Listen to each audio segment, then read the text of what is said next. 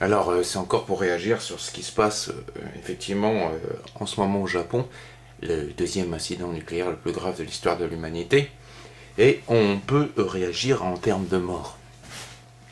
J'ai l'impression que quand les gens, les écologistes dont je fais partie, essayent de dire il faut arrêter le nucléaire, ils ne se rendent pas bien compte que l'indépendance de la France est importante face au fait de dépendre trop facilement des gaziers russes ou turkmènes. Ça, je pense que les mecs ne réagissent pas. Et on peut aussi se poser la question de mesurer le nombre de morts provoqués chaque année en une échelle. Par exemple, on pourrait prendre l'échelle du 11 septembre. 11 septembre, à peu près 3000 morts. Donc, ce qui se passe au Japon, ça va sans doute donner entre 5 et 10 11 septembre. Et ce qui s'est passé en Haïti, et ça commence à cocher dans la centaine de 11 septembre. Mais si on réfléchit à la puissance que possèdent certains organismes corporatistes et à leur capacité de décision qui provoque indirectement du fait qu'ils accumulent des gains financiers qui pourraient être distribués, des scandales pas possibles dans les pays du tiers-monde, on peut mesurer en combien de 11 septembre les gens qu'on laisse crever chaque année.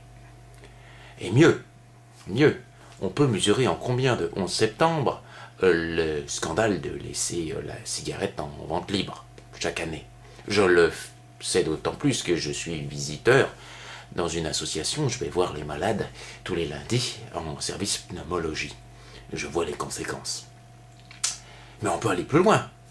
Du fait de l'immense impact que possèdent les lobbies du sucre ou du sel, à combien de 11 septembre on peut mesurer tous ceux qui crèvent du diabète ou de la malbouffe chaque année? À combien?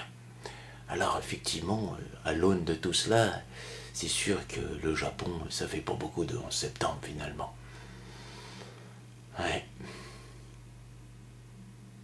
Une info en tue toujours une autre, mais être bien informé sur qui fait quoi et comment,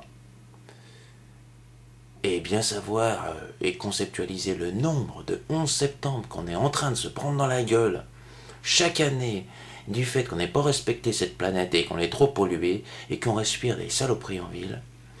Le nombre de 11 septembre qu'on va se prendre dans la gueule si on continue sur le chemin qu'on a pris et du fait qu'on n'ait absolument rien fait, par exemple, à Copenhague, hein?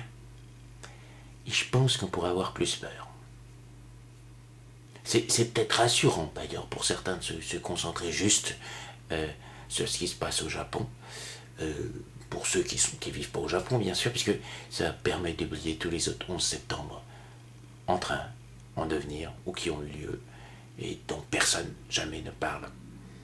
Il a fait combien de 11 septembre Kadhafi chez lui? Et au Rwanda il y a eu combien de 11 septembre? Non, là on compte pas là.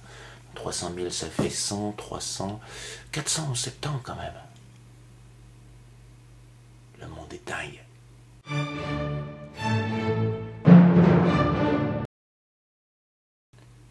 Ouais, je suis pas comique, encore une fois, mais c'est qu'il y en a beaucoup des 11 septembre dans notre monde. En même temps, pareil qu'on sera 10 milliards.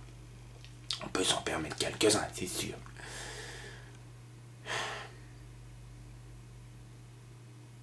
Je me demande à combien de milliards faudrait qu'on soit pour que cette planète arrive à vivre tranquille. Mais je préfère pas encourager l'autre là-haut à balancer un gros virus qui nettoie et tout. J'aurais peur d'être prophétique.